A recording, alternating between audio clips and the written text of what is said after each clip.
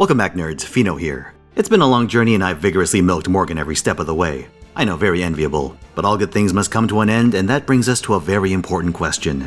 Let's say you're a free-to-play master, just chugging along, and one day you see Morgan's gacha banner. You throw some tickets, maybe a few 11 rolls, and what do you know? You didn't get the sexy knight. But you somehow pulled this pasty British berserker, and word on the street is that she's pretty good. It's easy for long-term players to spoil themselves with system attackers, loops, massive crit builds, and esoteric craft essences, but once upon a time, every one of us took at least 4 turns to clear a node. So how does someone who just rolled Morgan utilize her with a free-to-play account? Let's find out. First of all, Morgan is quite a decent servant to randomly get a copy of. Meta supports are ideal, of course, but a generalist attacker is still a nice get. One advantage for Morgan specifically is that she has room to grow. She has 4 total banners over the course of 2 years, and because of this, you have many chances to get additional copies. In fact, if you're watching this during her first Avalon LaFay banner, I'd actually recommend that you wait before you try getting additional copies. Got a video on the subject, link up top. My point is that if you want to commit to her as your account's main attacker, she comes up often enough to allow this, if you prepare right. But let's talk here and now. Without Koyanskaya of Light, you're not going to be spamming Morgan's Noble Phantasm.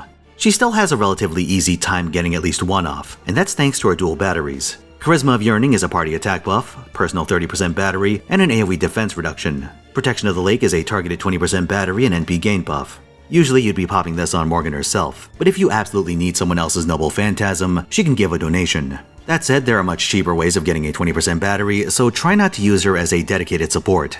Early on, you should try to assemble a mixed attacker setup just to help you with general node clearing. Obviously, a lot of this depends on the enemy class that you're up against, but as a generalist example, let's talk Berserkers. Wave 1 you can deal with by using face cards or the Arash special, but he's not a Zerk, so we'll get back to him. For waves 2 and 3, you'll preferably have your Noble Phantasms ready for brawling or a borrowed charge support. Morgan hits the final wave while your secondary attacker takes out wave 2. For a generalist secondary Berserker, I'd recommend Darius. He's much lower maintenance than Kiyohime and is far less likely to sabotage your team. His Guts Buster debuff combo gives you a backstop and a bit of help back onto Morgan. If you have Paul Bunyan, you can also run her as an option on account of her party buffs. However, at this point in the game, Polly B is locked behind the Rare Prism shop, and there are more pressing things to use those on. If you're willing to grail her though, she actually holds her value for a while on low to mid tiers. I actually ran her for a while on my JP account until I got addicted to arts looping. Returning to the subject of Arash though, he does have 2 very interesting properties. Firstly, he dies when he uses his NP. This means you can run him as a generic first wave clear on account of his comparatively large damage against most non-lancers. Because of this, you can have a charge support in your backline who comes in to fuel up Morgan and your secondary attacker. And if you don't have one, just recruit some friends. As long as your friends list is a little more developed than just having Mash sitting in your all slot, you can get someone who wants to farm you for friend points, and odds are they have a Castoria or a Koyanskaya, or at least a waiver to give you a shot in the arm. For the second interesting thing, we have to talk about Morgan's NP first. Roadless Camelot, on top of all its damage-related effects, has the property of overcharging your team, and if you don't use it up, that effect lingers. Now, a lot of overcharge effects have very modest gains going from 100 to 200%, meaning you're usually better off having Morgan attack last and foregoing this benefit. However, Arash gains a tremendous amount of damage from overcharging. If his Stella fails to kill every enemy on screen, its overcharged version hits them again for additional damage. A double tap, if you will. This only procs if he's at 200% or higher, meaning if you use Stella after Roadless Camelot, you can reap this benefit. However, you'll remember that Arash is usually a wave 1 clear servant. If you want to do this, you'll be reversing the order and having him do wave 3. Realistically, you should only be attempting this with a Grailed Arash or against Sabers, but it is an option in your toolkit, and you should keep it in mind.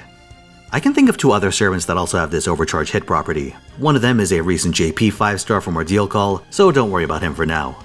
The other is our old friend Chen Gong. Chenny G is another eminently grailable servant, though his system has a hefty entry fee. Got a video on him if you want to learn more about that. But the TLDR is that his NP deals a ton of damage and then kills your leftmost party member that isn't himself. You can use this property to cycle out depleted servants for fresh supports or even attackers, letting you set up weird clears like Gong Morgan Gong with the second Gong NP getting Morgan's overcharge effect. And Morgan benefits from this arrangement too. Chen Gong has a buster buff that, when used on a Berserker, amps their max health and gives them a massive crit damage boost for a turn.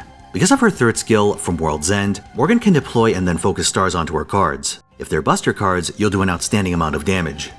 Believe it or not, a lot of stars are about to align to make your Morgan experience solid. First of all, 3 extremely powerful supporters are either on tap or about to be released. Koyanskaya of Light is the go-to for buster attackers, and she's essential to a lot of Morgan's high-end applications, letting her be the sole attacker for a node and generally giving her a lot of punch. If min-maxing Morgan is your main concern, rolling her should be your highest priority. Then there's Oberon, who dramatically raises your damage ceiling. Finally, there's Castoria, who on the surface has very little overlap with Morgan. However, she's a very high priority support in general for account building, and she has a particular gimmick with Morgan, the Immortal team. Morgan's overcharge can give her extra stacks of her powerful super invulnerability, and if you play her cards right, you can chain this combo indefinitely while you chip away powerful boss enemies. You should try and enroll all 3 of these servants, but at least for Morgan team building, Castoria isn't a make or break. You can just grab one from your support list and run your own Morgan. However, this does mean you're lacking Merlin, the 3rd component of the Immortal team. Which brings us to the Mortal team. Anderson is the low rarity support of choice, and he does have the benefit of giving Morgan some nice crit support. However, you'll be running him for his healing this time around, which he provides through his Noble Phantasm. There is a big problem though. Hans lacks Merlin's invuln, and also his own defense buff only has an 80% chance to activate. Combined with his own low stats as a 2-star servant, there's a lot of room for Murphy's Law to enter the equation. You have to worry about him just taking too many stray hits and exploding, especially while you're building your first round of Noble Phantasms. But if you can stabilize and avoid too much bad luck, he hypothetically completes your team. Your clears are going to be very slow, but against super bosses, you gotta take what you can get.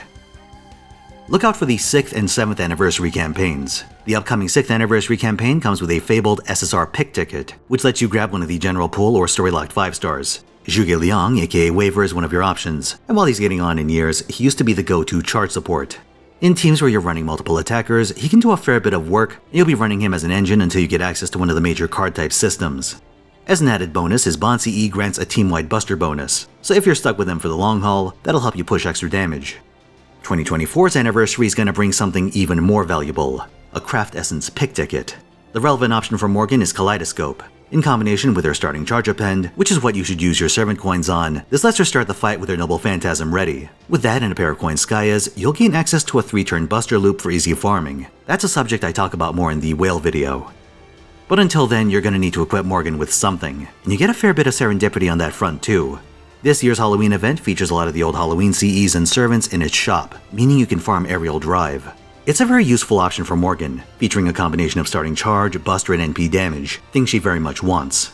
And while you're developing your account, you should also go and unlock the Chaldea Combat Uniform and Atlas Uniform at the Chaldea Gate. These are useful for general gameplay, but you'll also be turning to them for mid and high-end Morgan farming, so save yourself some time and grab them when there's a slow week. I'm actually shocked by how good of a deal fresh Morgan players get. A lot of things are just gonna fall into your lap, and if you budget your gacha banners well, you can very quickly assemble some high-end setups. Mind you, she's not exactly gonna rip the world apart at NP1, but that's fixable, either with grails or rolling more copies on one of her many banners. So congratulations, you now have a solid core for your account. Thanks for watching. Like if you enjoyed this video, subscribe for more, and come watch me at twitch.tv/Finotaisen where I stream. Usually it's on the weekends, 3 PM Pacific time. But this week I'll be back on the Lost Belt 6 train, and that includes roles for Tamlin Lancelot. So drop on by, and if you're looking for the schedule, I post it on YouTube, Twitter, and Discord every week. Links in the description. Oh, and let me know what you think about this multi-video format I've been trying out. Is it more convenient, more annoying? Did you find the series through one of the middle parts? I am very interested to hear what you think. Unless it's about Arjuna, then I don't really give a shit. Till next time.